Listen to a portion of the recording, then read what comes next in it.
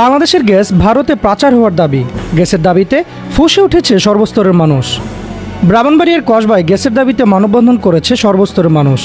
বৃহস্পতিবার 20 ফেব্রুয়ারি সকাল 12টায় পৌর মুক্তমঞ্চের সামনে এই কর্মসূচি পালিত হয়েছে। কসবার গ্যাস কসবার চাই এই স্লোগানে মুখরিত ছিল কসবার মুক্তমঞ্চ এলাকা। মানববন্ধন ও বিক্ষোভে অংশ নিয়েছে স্কুল কলেজের শিক্ষার্থী, বিভিন্ন রাজনৈতিক দলের নেতাসহ কসবার গ্যাস কসবার চাই আন্দোলনের আহ্বায়ক তানভীর ইসলাম শাহীন। কথাতে একত্রতা প্রকাশ করে এই মানববন্ধনে সাড়া দিয়েছে। আমি মনে হচ্ছে কিছুটা সফল হয়েছি, কারণ প্রত্যেকটি প্ল্যাটফর্মের বিভিন্ন মত পার্থক্য থাকে, কিন্তু আজকের এই দাবিতে কারোর কোনো মত পার্থক্য নাই। কসবাবাসী একটাই দাবি তাদের, তারা কি চায়? ইতিমধ্যে বলেছেন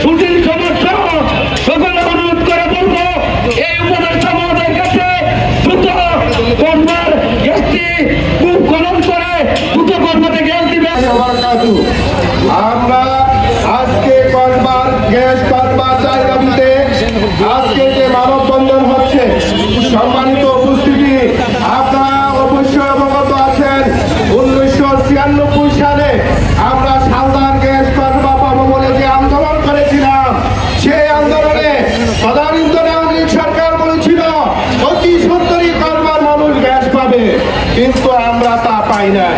তারপর যখন তারাপুরের গ্যাস উত্তোলনের ব্যাপারে সিদ্ধান্ত হলো, তখন মন্ত্রী মহোদয় বলেছিলেন যে কসবায় গ্যাস আগে পাবে। তারপর গ্যাস আর আমরা দেখতে পারলাম না, গ্যাসের ব্যাপারে বলা হলো এখানে চাপ নেই, কিন্তু আমরা এখন বুঝতে পারছি তারা বাংলাদেশের স্বার্থকে ভারতের কাছে বিক্রি করে দিয়েছে, তারা এই গ্যাসকে ভারতের কাছে বিক্রি করে দিয়েছে। এখন 5ই আগস্ট ছাত্র জনতার বিপ্লবের মধ্য দিয়ে আমরা যে নতুন স্বাধীনতা পেয়েছি, ভারতের আধিপত্যকে বিতাড়িত করেছি, এখন আমাদের এই গ্যাস আমাদেরকে দিয়ে দিতে হবে। দাবি কসবার গ্যাস কসবাই চাই। আমাদের এই দাবি নিয়ে লুকোচুরি খেলা হচ্ছে। আমাদের গ্যাস আমাদের বিভিন্ন শিক্ষা প্রতিষ্ঠান থেকে আগত আমি ধিক্কার জানাচ্ছি তাদেরকে যারা কসবাবাসীর সাথে বিগত দিনে প্রতারণা করেছেন, যারা কসবাবাসীর সাথে নয় গোটা দেশের সাথে যারা বেইমানি করেছেন, যারা শত শত কোটি টাকা ব্যয় করে বাংলাদেশের নিজেদের স্বার্থ সিদ্ধির জন্য বাংলাদেশের সম্পদকে বিদেশের কাছে বিলিয়ে দিয়েছেন, আমি তাদেরকে ধিক্কার জানাই। আমি কর্মপ্রেস ক্লাবের পক্ষ থেকে এই আন্দোলনের সম্পূর্ণ আন্দোলনের সাথে একাত্মতা ঘোষণা করছি।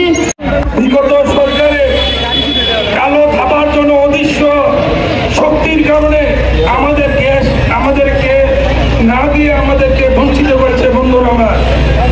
তারপর যখন কসবা তারাপুরে গ্যাস খুব খনন শুরু হয়েছে, গ্যাস পাওয়া গিয়েছে, কিন্তু বিগত সরকারের কালো ইশারার কারণে